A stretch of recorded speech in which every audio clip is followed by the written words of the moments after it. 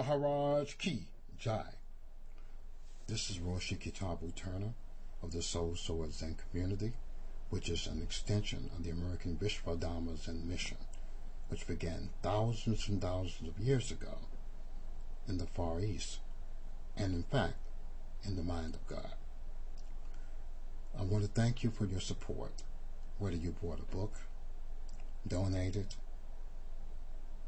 sent your kind words, whatever you did, because the role of the teacher is a very difficult and mysterious one, hidden from most eyes. Your support, your faith, is a vital link in carrying out that mission. I want you to know that I love you and that I'm here, seen or unseen, when you need me. Peace.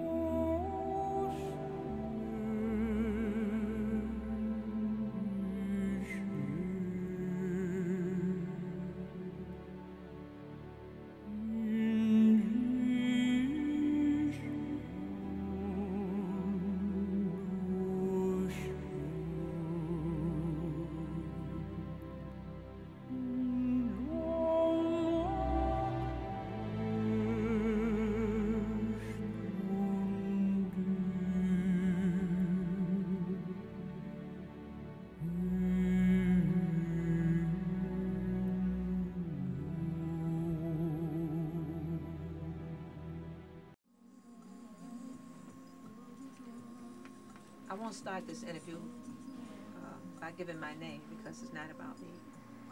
It's about a servant of man and a servant of God. It's about Vernon Kitabu Turner, who just happens to be my brother.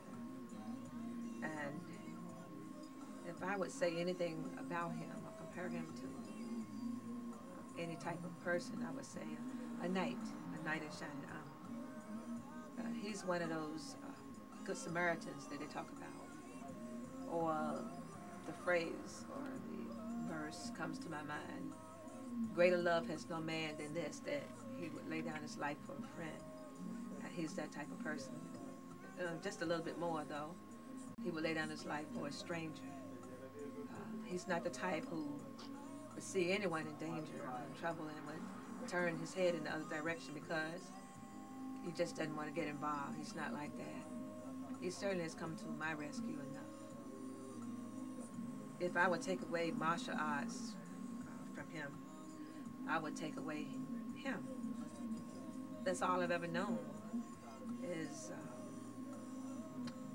him as a meditator, a person who had yogurt and I didn't even know what it was.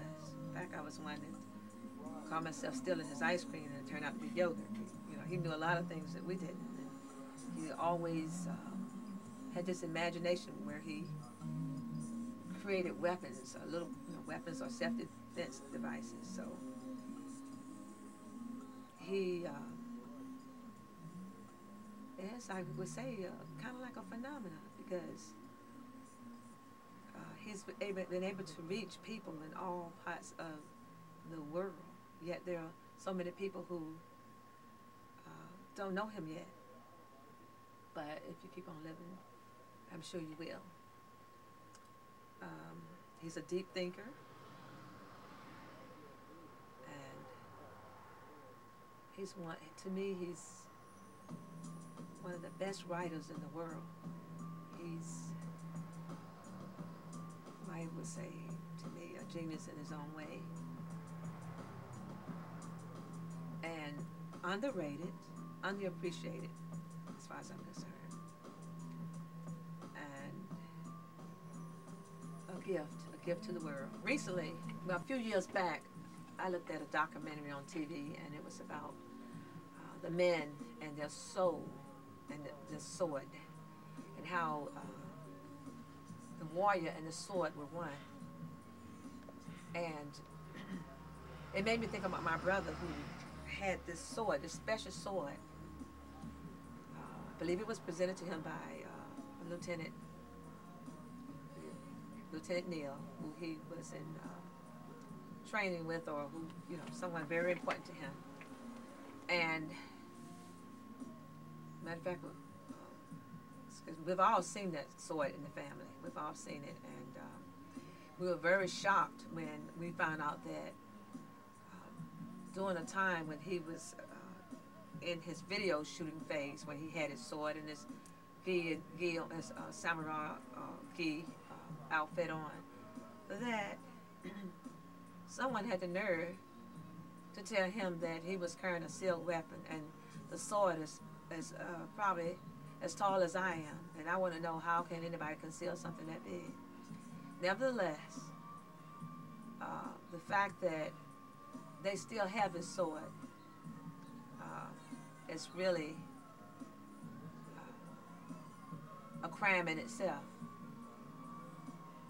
And because I don't know what they did with it. We as a family, we went to, they thought that he shouldn't have the sword. They should have at least given it to the family members because it is a part of his legacy. And I don't know all the details, but I do know that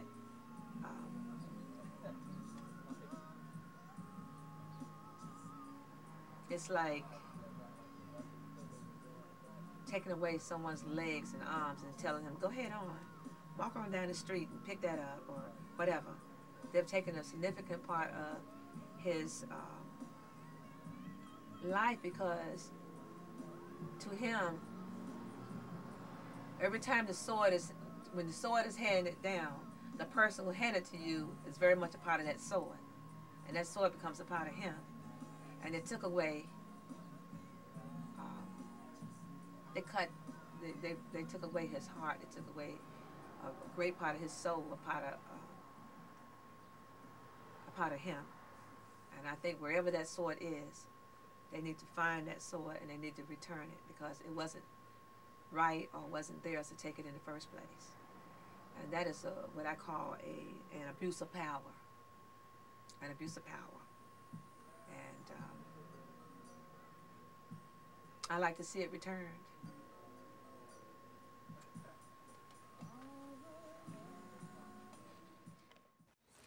Well, the first time that I heard about Kitabu Roshi was when my wife and I were going to Borders Books and Music.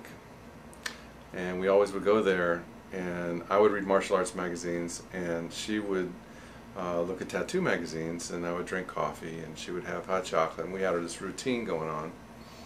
And at this particular time, I was going through a very, very difficult time with my instructor. And I had decided I didn't want to read martial arts magazines right then, because I was feeling a little bit tired of the whole situation.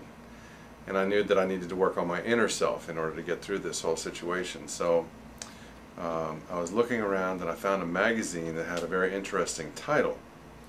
And the title was, "What is Enlightenment?" And I looked at it and I thought, this is a strange title. Maybe a title for an article, but not for a whole magazine. And so I looked at it, and inside there was a whole series of interviews with different people, most of whom I had heard of, from Tony Robbins to Jack LaLanne to all kinds of people. And but the article that caught my attention was one that was entitled "A Mind Like Water." And that reminded me of some readings that I had done with Bruce Lee, some of Bruce Lee's books. And he always said to be like water. And it also reminded me of the Tao and a lot of the various different philosophies that flowed out of that. So I read the article, and as I was reading the article and learning about him and his life, what I found was that it was like drinking water. It was exactly what I needed, and I was thirsty for it, and I needed to learn more. And so when I completed the article, I realized that I really wanted to be in touch with this man, that there was a connection that needed to be made there. And I felt it very strongly. So I immediately started, either that night or the next day, trying to track him down and looked him up, tried to find out on the internet, didn't have success at first, then ended up calling the publisher.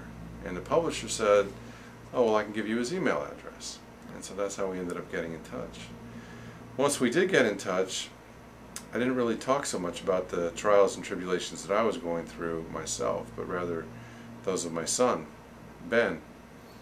And he was really very open to suggestions and ideas and ways to help Ben. And eventually he and Ben traded emails back and forth and then talked on the phone. And what was a very, very negative down point in Ben's life, where I was very concerned with him, that if it got much worse, that I would even be concerned for his life, because he was very depressed and there were all kinds of things going on in his life that, for a kid who was in 6th grade at the time, were just so hard and so negative. And it really turned that whole negative situation around through the talks and the suggestions and the practices that were suggested. And so from there we began to develop a friendship, and it was based on that interaction that we really began to talk more. And eventually I was down in Virginia Beach and went and visited him, and when we got together for the first time, he was actually moving on that day when I showed up. And I thought that was great because it gave me an opportunity to provide my service to someone who had helped me so much. And so I did everything in my power on that day to just do everything I could to help with the move, and we talked some.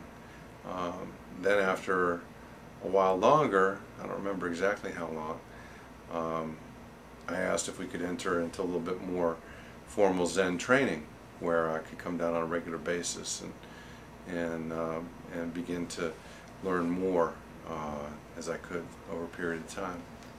And that kind of brings us up to present time. All these different things combined into one person.